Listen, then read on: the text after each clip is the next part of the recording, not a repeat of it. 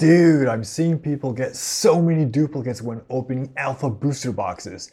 There must be serious clumping issues. They messed up the randomization. Really?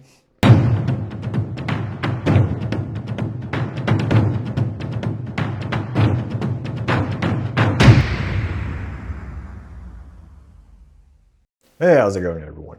This is Hank from Wizard's Den, and you are watching Sorcery TCG News. Today I'm going to talk about how often you are expected to get duplicates of a card when opening alpha booster boxes. Well, technically not just duplicates, but any number of the same copies of an arbitrary card. I have noticed that there are many people talking about how often you see multiple copies of the same cards when opening booster boxes. Many people seem surprised, but for me, it didn't even raise my eyebrows. I'll explain why by showing you statistical estimates and how many of the cards will end up being the same copies of an already pulled card. Here's the agenda for today. First, I would like to talk in general the concept of randomization, as many people seem not to understand it well.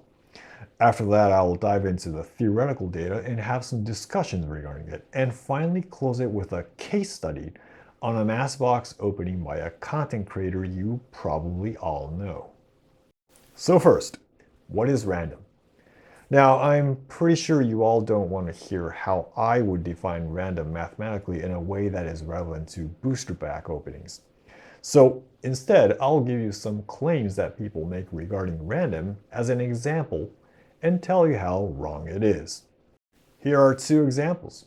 Number one, I opened a box and got two of the same elite cards in a row. This box is not randomized. Number two, I want the unique cards to be randomized so that it is distributed evenly and there are no repetition within a case. Both of these are perfect examples for showing how the term random is misunderstood. In the first case, this is like saying the coin is not perfectly randomized as I got two heads in a row. Pure random events don't give a photon if you got the same results 2, 3, or even 10 times in a row.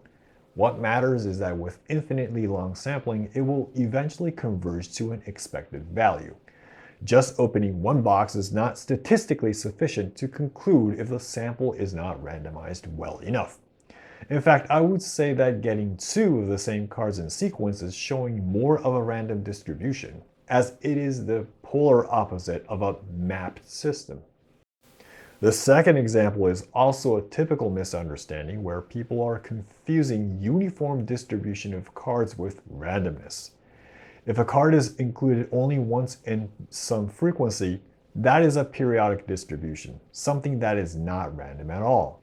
Okay, how about it is once per case, but the position is all random within a case? That is also not strictly random. I would describe it as a periodic distribution with its period experiencing perturbation by a uniformly bound random period shifts. It's not random. So why am I explaining this after all? The point I am trying to address is that pulling duplicates always happen with randomization. If the cards are close to random rather than mapped, theoretically, you will get multiple cards that are the same copies. Just because you saw 1, 2, or even 10 duplicates doesn't automatically indicate clumping issues.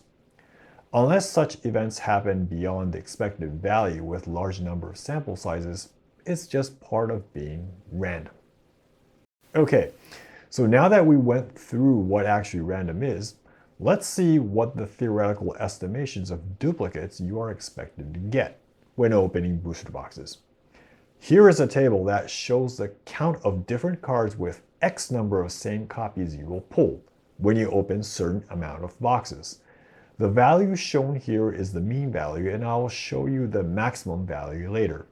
Let me give you an example to explain what this table actually means. Look at this section. If you open 3 boxes, you can get 5.13 different elite cards that will have 3 of the same copy. So you can get 4 mixes plus an elementalist to have 3 copies each. If you look at the data on the table, you will quickly realize how getting multiple copies of the same card is fairly frequent. And this table is just for the average numbers of duplicates. This is the same table for maximum possible numbers within 99.6% confidence level.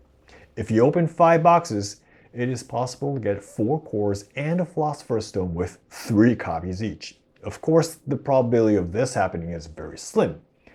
But I hope you now understand that just because you saw triple, quadruple, or even higher numbers of copies of the same card, that does not automatically indicate clumping.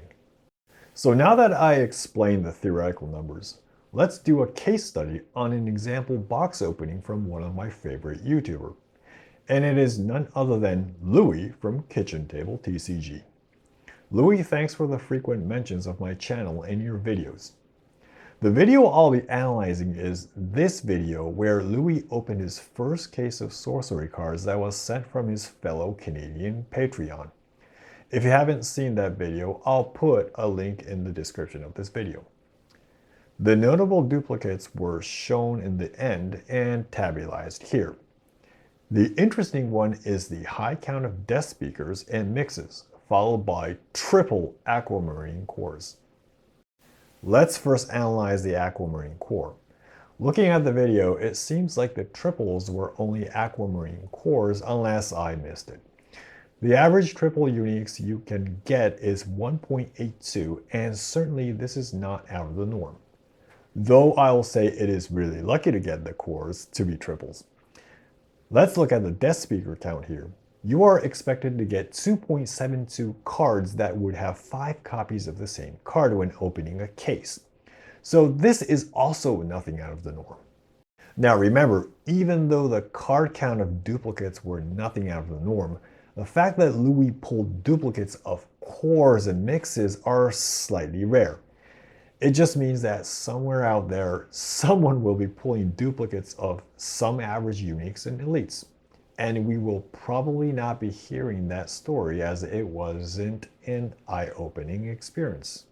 The summary for today is that duplicates happen in randomized booster packs, and it does not automatically mean there are clumping issues.